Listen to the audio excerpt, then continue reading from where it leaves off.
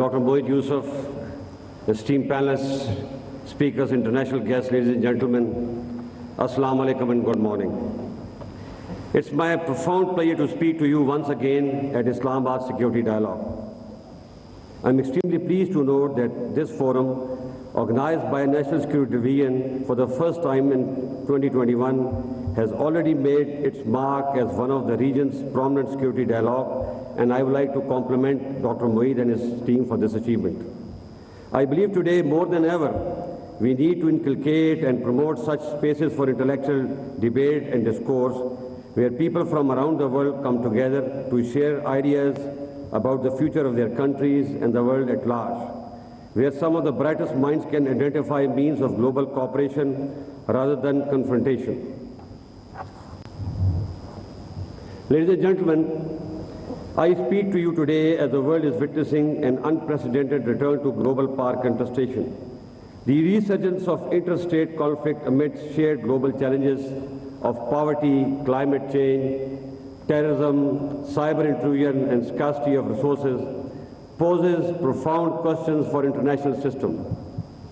The international community's collective security rests in our ability to integrate our shared goals of global prosperity through an equitable international system, resisting the pressures of great power contestation. Pakistan, as a country located at the crossroads of economic and strategic confluence, is navigating these shared challenges in our immediate region and through our partnership in the international community.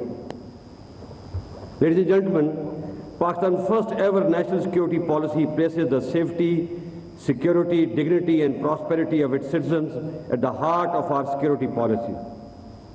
It recognizes the symbiotic relationship between economic, human, traditional security, placing economic security at the core, with the ultimate aim of achieving prosperity for our citizens, with focus on ensuring domestic economic stability and growth, augmented through development partnership with the international community under our geo-economic strategy.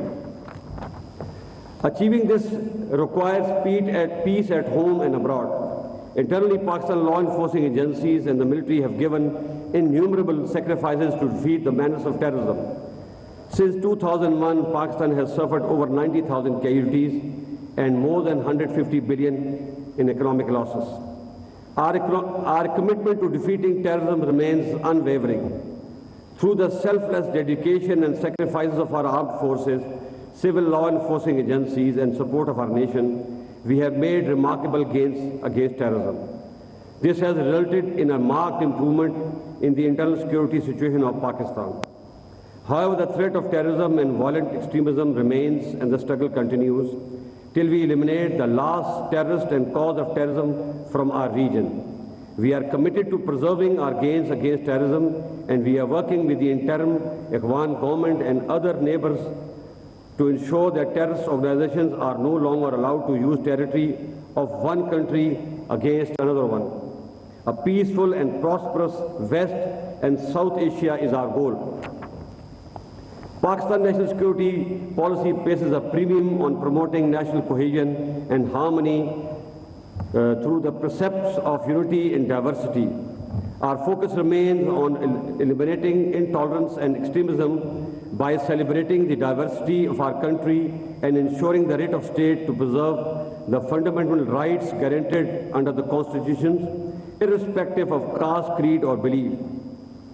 I fully realize that it is a huge challenge, but we are committed and we will not relent till we make Pakistan a moderate and forward-looking country as envisioned by our founding father, Qazi-Azam Muhammad Ali Jinnah.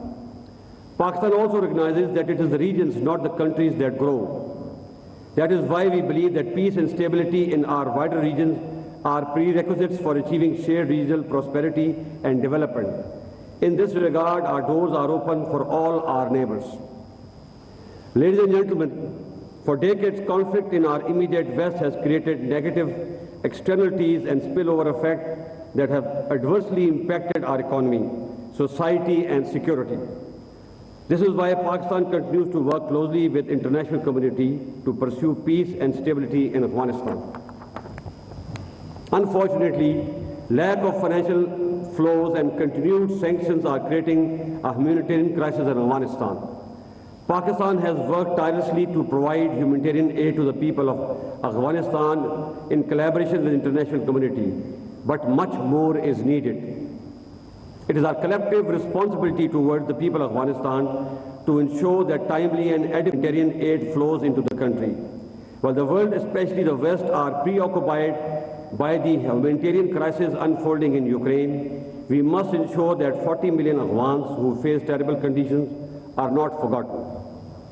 The consequences of our inability to address the humanitarian crisis in Afghanistan will not only lead to refugee crisis, but will again make Afghanistan an epicenter of terrorism where Daesh, with its global agenda, flourishes, which may result in more than one 9/11.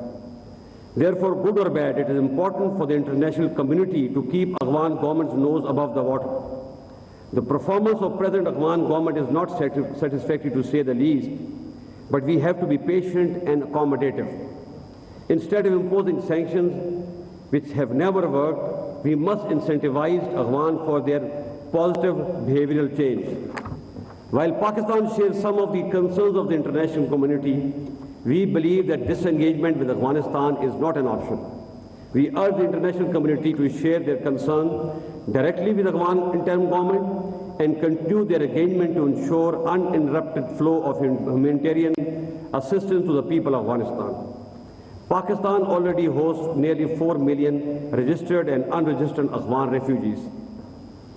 We continue to host our Afghan brothers and sisters, but would like to work with the international community to create stable environment necessary for their time-bound and dignified return to Afghanistan. Ladies and gentlemen, toward the east, the situation along the line of control is satisfactory and fairly peaceful. Mercifully, we have not seen any major incident along the line of control since last 1 year, which has brought great relief to the people living along both sides of the line of control. However, the recent incident involving India launching a supersonic cruise missile into Pakistan on 9th March 2022 is of serious concern.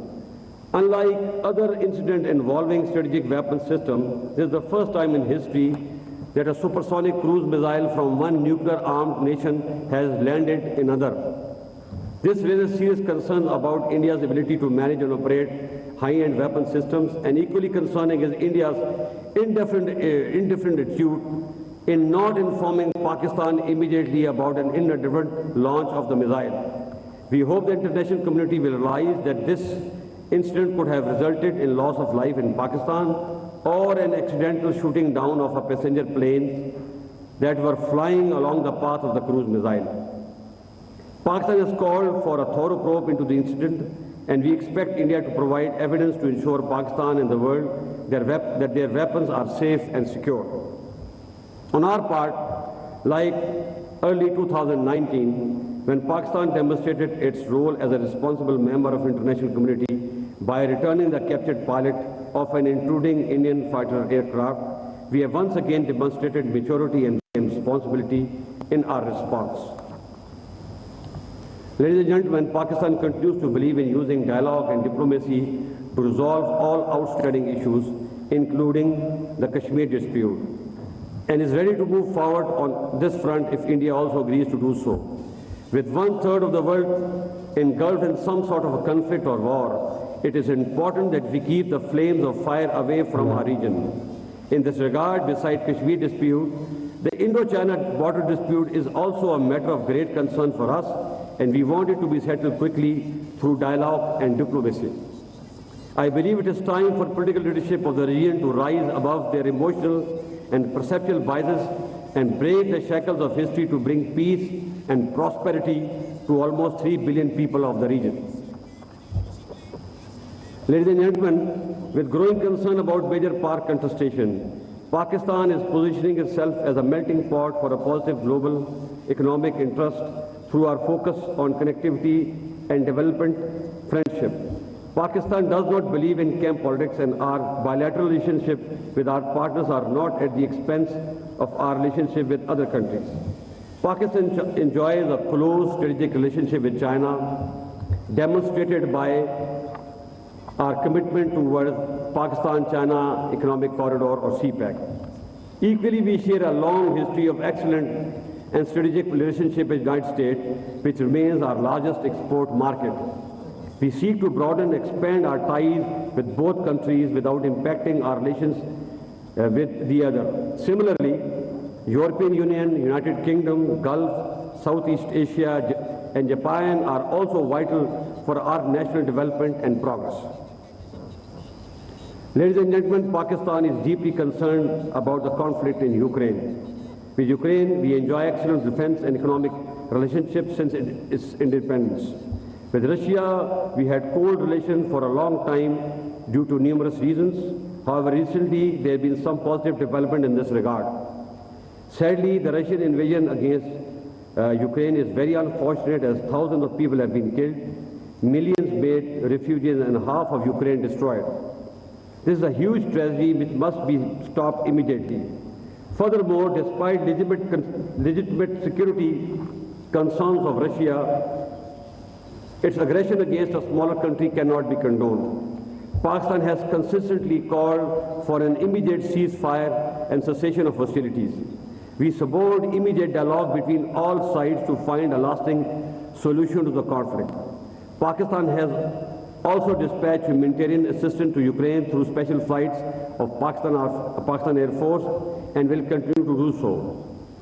The continuation or expansion of conflict in Ukraine will not serve the interest of any side, least of all the developing countries, which will continue to face socio-economic costs of the conflict, a conflict which can easily get out of hand. Ladies and gentlemen, clearly there are visible camps at the time among global polity, those which advocate contestation and those advocate cooperation. The future vision of global security will ultimately be shaped and decided by the fact that which camp prevails. I believe the world today, at this civilizational and scientific pinnacle, is built by those who visualized and believed in cooperation, respect, and equality instead of divisions, warmongering, and dominance. Pakistan today has a unique position where it has very cordial historic relation with both the camps. Our interests are best served only if cooperation between various power centers is promoted instead of contestation, and so is the case with other developing countries. It is therefore necessary for the world leadership to support the island of cooperation such as Pakistan instead of promoting those who wish to gain from this contest. Finally, one quick and important lesson as a military man that emerges from Russia-Ukraine conflict, which must be highlighted over here, and that is that it is the preeminence or dominance of firepower over mobility, as was the case during First War. This has given a heart to smaller countries that they can still defend their territory with smaller but agile forces against an aggression by a bigger country by carrying out selective modernization in equipment and adopting novel ideas. And this is the course we intend following for our future developmental strategy. I thank you.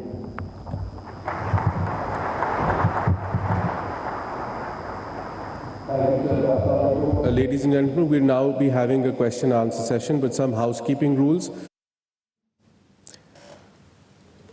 Army chief general Qamar Javed Bajwa security dialogue से खिताब कर रहे थे। उन्होंने कहा कि security dialogue में दोबारा बात करके खुशी हुई है। डायलॉग के इंतखाब पर मोइद यूसुफ को खिराज तहसीन पेश करता हूँ। हमने बेशुमार कुर्बानियाँ दी हैं, दहशत गर्दी पर काबू पाया है। उन्होंने ये भी कहा कि खित्ते की सिक्योरिटी हमारी पॉलिसी का हिस्सा है।